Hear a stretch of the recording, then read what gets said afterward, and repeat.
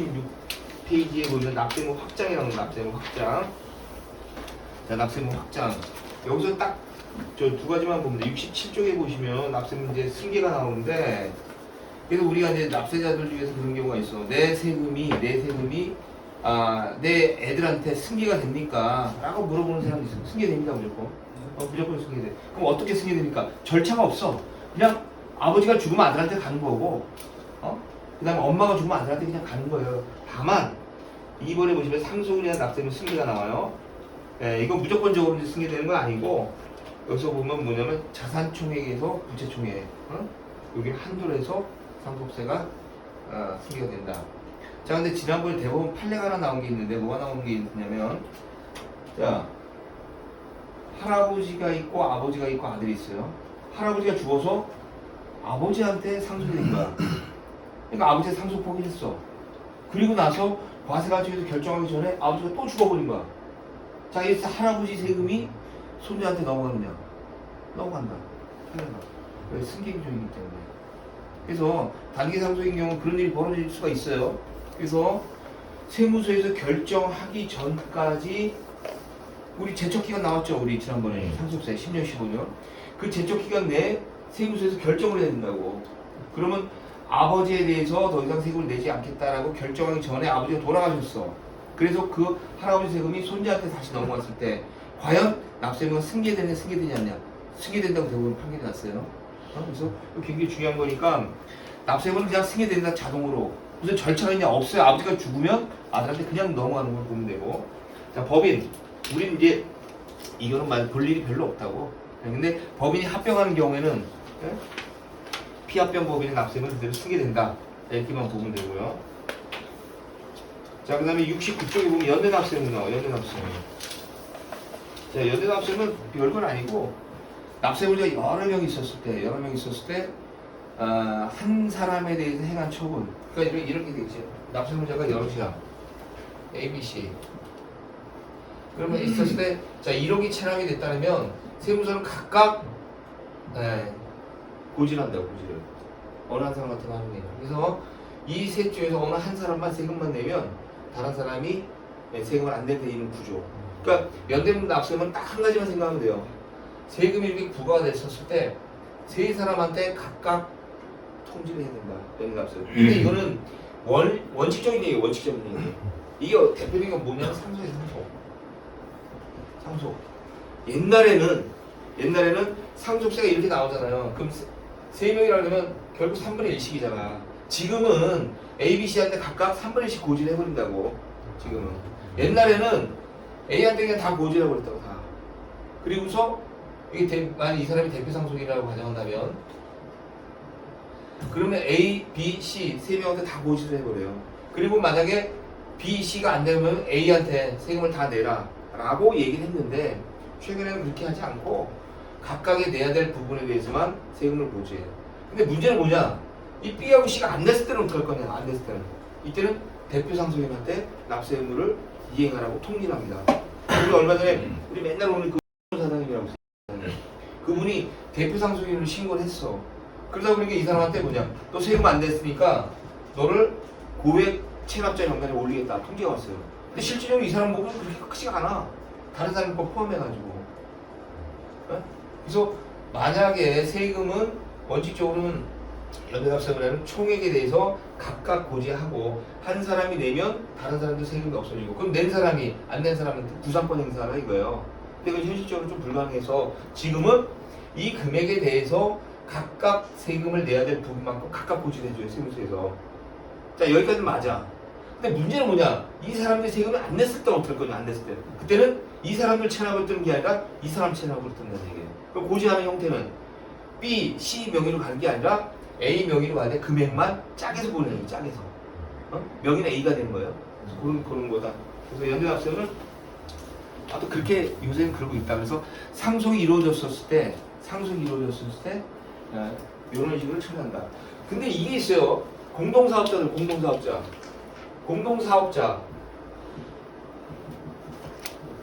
옛날에는 공동사업자도 연대납세금 규정을 적용했다고. 공동사업자. 사업자 우리 등록 신청할 때 공동사업을 하는 경우에 서로가 공동사업을 하는 수익과 비용에 대한 분배율에 대한 약정서 같은 걸 첨부해서 들어가거든요. 근데 옛날에는 공동사업일 때는 A하고 B가 만약에 50대 50을 했는데 만약에 A가 안 냈다. 그럼 B한테 무조건 A 금액을 내라고 통지했었어요. 지금 그렇게는 안 한다고. 각각 자기 지분에 대해서만 납세를 친다 이렇게 보는데요. 자 이제 71쪽에 나오는데 제2차 납세무 이거 외워야 돼 무조건.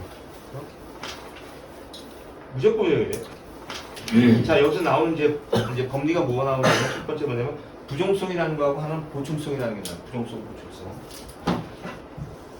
법인이 있고 그 다음에 법인과 일정한 관계가 있는 자. 우리는 이제 통상적으로 법인 같은 게 이제 2차 납세무자라고 한다고요.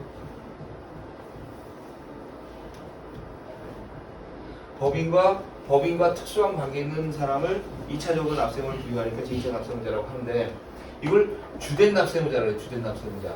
그런데 실무에서는 우리가 그 부가 내용 보면 뭐라냐면 원납세자라는 거 원납세자. 이 사람이 내야 될 세금이라고. 그때 우리 국세기법부 용어 정의했었죠. 납세자라고 하는 것은 납세 의무가 있는 자, 연대납세, 제2차 납세, 납세 보증금을 포함하는 그런 개념이 납세자라고 했어요. 그러면 법인이 세금을 내야 되는데 만약 법인이 세금을 안 내게 된다든지 또는 법인에게 주된 납세무자에게 행한 그 법률적 효과는 그대로 제2차 납세무자, 즉 주된 납세무자가 일정 관계 있는 사람에게 그대로 영향을 미친다. 이게 부정성이에요. 부정성. 이 단어는 무조건 까먹으면 안 돼요. 네? 무조건 까먹으면 안 돼. 그럼 이 얘기를 많이 한다고. 일단 여기다가 만약 법률적 효과를 행위를 하게 되면 2차적인 지위에 있는 사람도 그대로 영향을 미친다. 부정성. 자, 이 사람한테 고지를 했어. 세무서에서 세금 내세요. 법인한테. 세금이 안 내. 그러면 제2차 납세무자에도 별도로 고지하지만 이 사람한테 납세 고지를 한 것과 동일한 효과가 있다는 얘기예요. 동일한 효과. 자, 그 다음에 1억이 체납이 됐는데 5천만 원을 내고 5천만 원이 만약 체납이 됐다면 그럼 제2차 납세무도 마찬가지로 5천만 원만 체납이 되는 그런 효과가 있다. 여기다 독촉장을 보냈어. 그럼 여기도 마찬가지로 독촉장을 보내는 효과 동일하게 미친다. 동일하게 미친다. 그래서 이게 뭐라뇨? 부종성이란 말로 표현해. 부종성. 자, 근데 반대로 제2차 납세무자에 대한 법률적 효과는 원래 그 주된 납세에 영향을 미치지 않아요. 딱 하나. 납부에 대해서만 납부. 뒤에 이제 두 번째 나오겠는데 보충성이란 말입니다. 보충성. 보충성. 이게 무슨 얘기냐면 여기서 이제 1억에 대해서 세금을 내라고 했는데 이 사람이 일단 법인이 일단 5천만 원을 냈어요. 그럼 체납이 5천이야. 그러면 2차 납세무자도 원래 내야 될 주된 납세무자가 내지 않은 세금 부족분에 대해서만 한도에서 2차 납세금을 진다는 얘기예요. 이게 보충성이에요. 보충성. 그러니까 전체 금액이 아니라 전체 금액 중에서 주된 납세무자가 내야 되는데 안 낸 그 부족한 부분에 한해서 2차적으로 납세금을 줘야 되는 게 우리는 보충성이라는 말을 표현해요. 자, 그래서 주된 납세무자에게 미친 법률적 효력은 2차적 지위에 있는 납세무자에게도 그대로 효력을 미친다. 이거를 우리는 부종성이라는 말을 표현하고 책임을 져야 되는 한계는 부족한 부분에 대해서만 영향을 미친다. 자, 그럼 여기서 한 가지가 이제 중요한 게 뭐냐면 바로 2차 납세무자에게 미친 법률적 효력이 주된 납세무자에게 법률적으로 같이 영향을 미쳤느냐? 미치는 건 하나도 없다는 얘기예요.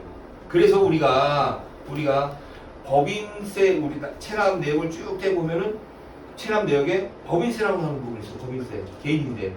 그럼 그 법인세라는 얘기는 뭐냐면 2차 납세무자라는 얘기예요. 2차 납세무자. 즉 법인이 있고 법인의 구성원 주주라고 그냥 간단히 생각해 볼까요? 그 주주가 있는데 그 주주가 내야 되는 세금이 얼마가 되느냐. 네? 자, 이런 거였죠. 자, 내가 100%를 만약 갖고 있다면 법인이라는 그 A라는 법인이 있는데 이 법인의 지분을 내가 100%를 갖고 있어요. 그러면 나는 이 법인이 안 낸 금액 5천만 원에서 100% 세금을 다 부담을 하니까 5천만 원을 내가 다 내야 된다는 얘기야. 그래서 나중에 체납사실증명서를 떼보면 법인세액에서 5천만 원이 나와요. 그 5천만 원은 내가 이 법인과 관련돼 갖고 있는 지분에 해당하는 그 체납액을 의미한다. 이렇게 보면 된다는 얘기죠. 그래서 결국 뭐냐? 원처분이 없어지게 되면 2차 납세무자도 같이 없어지는 거죠. 네? 그래서 부정성에 따라 가지고 내가 체납사실증명을 떼봤더니 체납액이 쭉 나와요. 거기 보면 법인세도 있고 부가세도 있고 모두 쭉 나와. 자, 근데 법인과 관련된 법인세 또는 법인과 관련된 부가가치세가 얼마가 있었을 때 이 금액을 없애기 위해서는 내 세금이 없어져야지 되는 것이 아니라 법인에 대한 원처분이 없어져야지만 내가 체납되어 있는 법인과 관련된 세금도 없어진다는 얘기예요. 그게 바로 부정성이라 이거 부정성. 그래서 간혹가다 여러분들 이제 상담하다고 이렇게 나와요. 분명히 있어. 우리 이게 아버지가 하던 건데 형제가 이만큼이다. 체납액이 얼마인데 내 지분은 얼마니까. 근데 내가 원하는 건 내 것만 없애주라고 그러는데 내 것만. 왜 네 것만 없애냐 그러면 형이 꼴보기 싫다 이거야. 형하고 형수가. 그러니까 그 사람들하고 관여하지 말고 내 것만 없애달라고 하는 사람도 있어요. 그러니까 아버지가 A가 있고 형제가 이렇게 B, C, D. 자 1억이라고 했었을 때 각각 3분의 1씩 해. 3분의 1씩. 3분의 1씩. 자 이랬을 때 와가지고 그런 얘기 한다고. 나는 내 세금만 없애면 되지 형들 세금은 관심도 없다. 왜 관심 없냐? 내 꼴보기 싫으니까 나 내 것만 없애주세요. 자, 내 것만 없앨 수가 있나 이거야? 못 없앤다 이거 원칙적으로. 왜? 이 원처분 1억이 없어져야지만 그에 해당하는 내 금액도 같이 없어지는 거지. 내 것만 별도로 없앨 수 있는 방법은 없다 이거. 딱 한 가지 있어 한 가지. 이게 뭐냐? 우리가 부정성에 따라 가지고 원처분 없애지만 다 같이 없어지는 건데 간혹가다 이런 경우가 있어요. 세무서에서 B라는 사람한테 제2차 납세 의무자 통지를 보내요. 제2차 통지. 당신은 A 법인의 제2차 납세 의무자로 지정됐으니까 당신에 해당하는 금액 얼마 세금을 내세요라고 통지를 보낸다고. 자, 그때 그 통지를 만약 못 받았을 때 내가 제2차 납세 의무자인데 제2차 납세 지정 통지서를 못 받았을 때 그때는 요 내 세금만 없앨 수가 있어요. 근데 요거를 빼놓고는 절대적으로 그 내 것만 별도로 세금을 없앨 수가 없다. 왜? 부정성 때문에. 그래서 요 나중에 이제 쭉 얘기하다 보면 납세자 어린이들이 와서 그런 얘기를 한다고. 내 것만 없애요. 내 것만 없앨 수 있는 방법은 없다. 없다. 단 하나. 당신만 없앨 수 있는 건 오로지 뭐냐? 제2차 납세자 지정 통지서를 받았느냐 받지 못했느냐 요거 하나만 갖고 따질 수가 있어요. 요거. 그 나머지는 못해. 그럼 결국 뭐냐? 원처분을 없애야지만 제2차 납세자가 없어진다. 이건 딱 이건 기억하고 있어야 돼. 이거 뭐냐 그럼?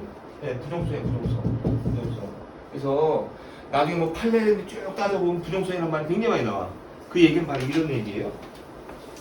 그래서 2차 납세문은 72쪽에 보면 청산인 등에 2차 납세문 나오는데 이거는 뭐 안 나와. 거의 없으니까 이건 뭐 볼 필요 없고 제목 정도는 뭐고. 자 출자자의 제2차 납세문 이거 꼭 봐야 돼. 출자자.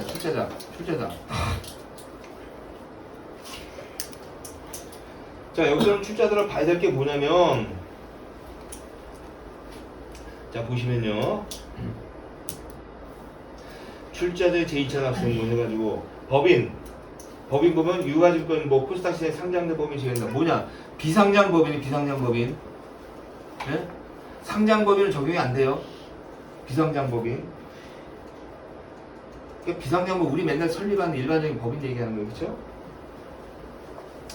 비상장법인의 재산으로 그 법인에 부과되거나 그 법인이 납부할 국세, 강제징수비에 충당하여도 부족한 경우에는 그 법인의 무한책임성, 그 다음에 두 번째 과점주주, 그 다음에 그 두에 해당하는 사람은 부족한 금액 전액에 대해서 제2차 납세금을 진다. 물론 지분율은 한도로 돼서 무한책임성은 알죠? 에? 무한책임성 책임을 지는데 한도가 없다는 얘기야. 그 우리가 회사가 얘기할 때 회사 4가지 형태로 있어. 알아? 한명, 합자, 유한, 주식. 회사는 전부 4개. 주식회사만 있는 게 아니라고. 그럼 여기 보면은 무한책임사원이 있어요. 사원이. 여기는 유한책임사원인데 여기는 무한책임사원이야. 무한책임사원. 한도가 없이 그냥 책임을 지겠다고 한다고. 근데 유한이나 주식회사 같은 경우는 한도가 있어. 그래서 한도, 유한. 그 다음에 주식회사 같은 경우는 주식을 발행할 때 주금을 납부할 그 범위 내에서만 한도가 있다고. 그래서 이런 경우는 우리 책임을 진다.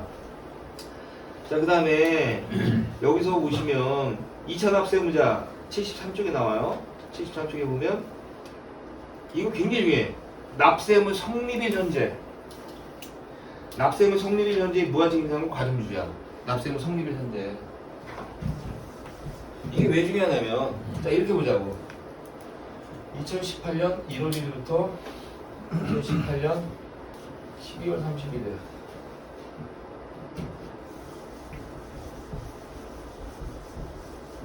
자, 요 4학년도에 내가 과점주주였어, 과점주주. 응? 근데 지금 2021년이야. 2021년 지금 4월달이라고 가정해보자. 4월 30일이라고. 요 시점에서 보니까 우리 회사가 망가질 것 같아. 예? 그럼 어떻게 될 것 같아? 야, 아무래도 내가 주식을 빨리 정리를 해야 될 것 같아. 그런 사람들 많아요, 보면. 자, 그럼 주식을 여기서 양도를 하려고 그래. 양도. 그러면은 사람들은 어떻게 생각하냐? 내가 주식을 양도하면 요 시점부터 내가 과점주에서 벗어난다고 생각해요. 과점주에서 벗어난다. 그래서 요 시점 이후에 세금이 나오면 나한테 세금이 아니겠지 라고들 판단해요. 근데 우리 세금 보험서 나오면 어떻게 해? 제일 먼저 나오는 게 귀속연도가 나오고 귀속연도. 자 그러면은 자 2018년도에 개업을 해서 내가 이거 과점주였어요. 그럼 여기 뭐라고 했어? 납세무 성립일 현재야. 납세무 성립일 현재. 그럼 2018년 1월부터 2012년 12월 31일까지 법인 내 사업을 했다고 가정한다면 납세무 성립 시점, 요 시점에 내가 과점주주냐 아니냐를 판단하는 거지. 주식을 양도한 시점에서 그 이후에 발생하는 과점주주는 안 따진다는 얘기예요. 네? 이거 굉장히 중요한 겁니다. 납세자들이 와서 분명히 얘기해. 자, 예를 들어서 컨설팅을 많이 해줄 때 자, 내가 이렇게 사업이 어려운 것 같아서 아니면 주식을 분산을 시키든지 아니면 매각을 해야든지 해야 될 것 같습니다. 왜 그렇습니까? 라고 물어보면 내가 우리 회사 과점주주입니다. 근데 내가 이거를 처분하지 않으면 나중에 나한테 제2차 상세금을 부여하지 않겠습니까? 라고 웬만한 사람들은 알아요. 제2차 상세금을. 과점주주라는 건 지분율이 51% 이상 있는 사람을 말해요. 자, 그래서 현재 나중에 발생할지 모를 위험을 회피하기 위해서 주식을 팔려고 하겠다. 옳은 생각이야. 근데 문제는 뭐냐? 내가 주식을 팔았지만 요 시점을 이유로 해서 내가 2차 납세금과 벗어나는 건 분명히 맞는데 전제는 뭐냐? 전제는 맞냐? 그 전에 건 어떡할 거냐? 그 전에 거는. 그 전에 이미 내가 납세무 성립한 시점에 과점주주에 해당한다면 이 사람한테는 주식을 내가 지금 팔았다 하더라도 요 부분에 대해서 2차 납세를 부여한다는 얘기예요. 이해되죠? 그래서 요 뒤에 보면 전부 뭐냐? 납세금 성립일이 아니야. 세금을 안는 시점을 기준으로 해서 안는 시점. 그러니까 세금을 이때마다 고지가 됐다 하더라도 세금을 이때 고지가 됐다 하더라도 이 시점부터 내가 과점주주는 아니잖아. 그러니까 내가 납세금을 책임져야 될 그런 의무가 없는 것이 아니라 고지는 비록 이렇게 됐다 하더라도 그 고지가 된 귀속연도가 언제냐? 귀속연도 18년도하고 2019년도 그 시점에 내가 과점주주였다고 한다면 나는 제2차 납세금을 줘야 된다 이거예요. 네? 그래서 나중에 자료 쭉 판단해 볼 때 2차 납세금에 해당합니까? 해당하지 않습니까? 라고 물어보는 사람이 굉장히 많아. 이걸 불복을 들어가야 됩니까? 불복을 들어가지 말아야 됩니까? 그럴 때 판단 기준은 뭐야? 주식은 내가 이때 팔았지만 나는 이 시점에는 과점주주가 해당이 맞고 그리고 설사 이 시점 이후에 주식을 팔았다 하더라도 고지서를 보니까 귀속연도가 딱 나와. 2018년도 19년도 귀속분. 그럼 나는 2차 납세금 못 받아 나온다는 얘기지. 네? 그래서 이건 굉장히 중요해요. 혹시라도 뭐 주식 팔았는데 그 위에 세금 나왔어요. 그럼 당시 2차 납세금이 아닌다라고 얘기하면 큰일 나요, 그거. 응? 이거 굉장히 중요한 거야. 자, 그래서 거기 보시면 과점주주 나오는데 자, 주주 일명과 그 특수관계에서 그들의 주식 합계가 해당 법인에 이렇게 쭉 나와. 그쵸? 특수관계냐, 특수관계. 자, 넘겨보시면 74쪽에 특수관계이 나와. 특수관계. 자, 이 범위 정도는 알고 있어야 돼요. 자, 여기서 한 가지를 여기서 꼭 까먹으면 안 되는 게 뭐냐? 74 첫 번째 친족관계. 거기 동글 빼기 3번에 보면 배우자 나오죠? 거기 보면 뭐라고 했어? 사실상 혼인관계에 있는 자를 포함한다. 이게 나왔죠. 그러니까 이게 왜 중요하냐면 이렇게 보면 돼. 내가 40% 갖고 있어, 집은. 내가 40%. 그 다음에 B라는 여자가 있는데 나랑 사실관계, 동거를 하고 있어. 혼인신고는 안 돼 있어요. 근데 그 여자가 20% 갖고 있어. 그럼 과점주주 아니냐 이거. 과점주주라 이거 과점주주. 그러니까 둘이 혼인을 안 했어.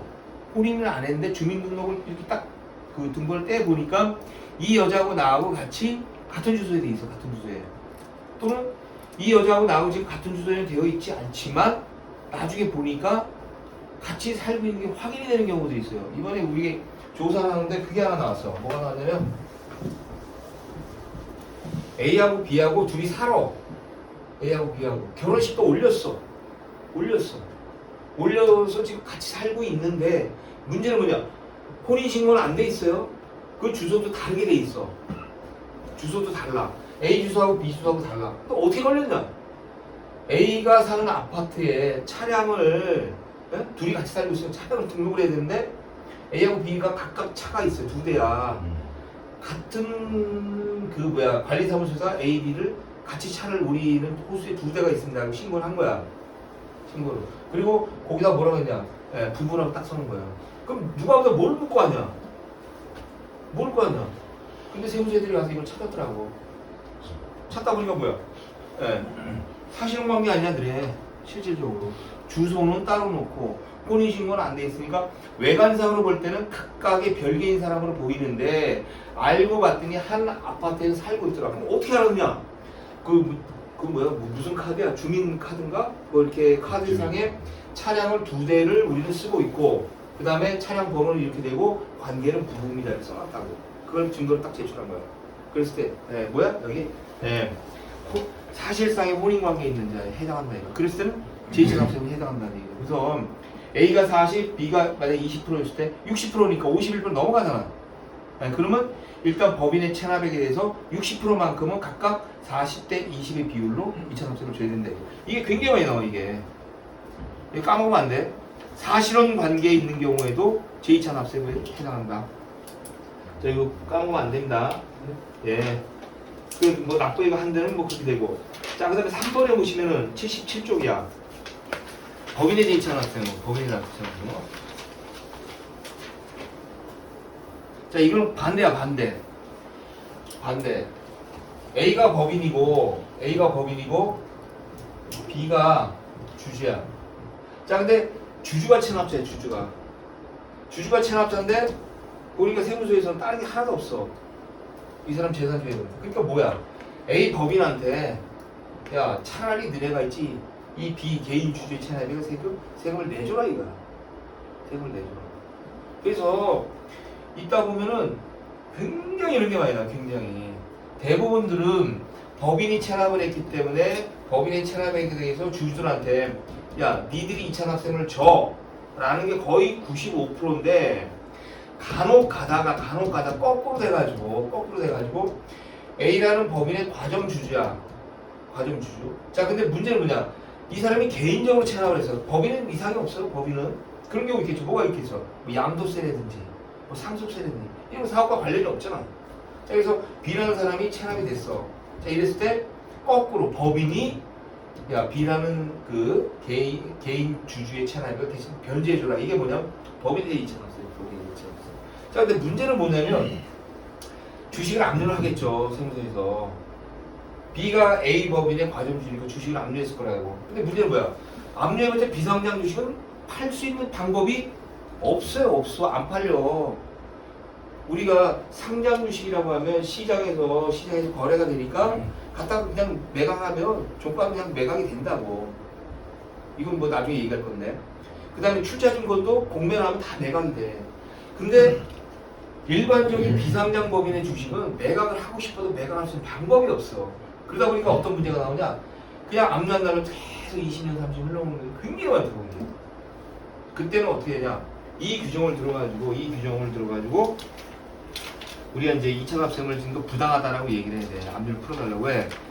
비상장 법인의 특징이 뭐냐? 매각하고 싶어도 매각할 수 있는 방법이 없다는 얘기예요. 누가 사냐고. 아는 사람이냐. 그래서 그렇다. 그 내용 정도만 보면 되고. 그다음 사업의 함수의 제2차 납세금은 그냥 이런 게 있다라고만 보시면 돼요.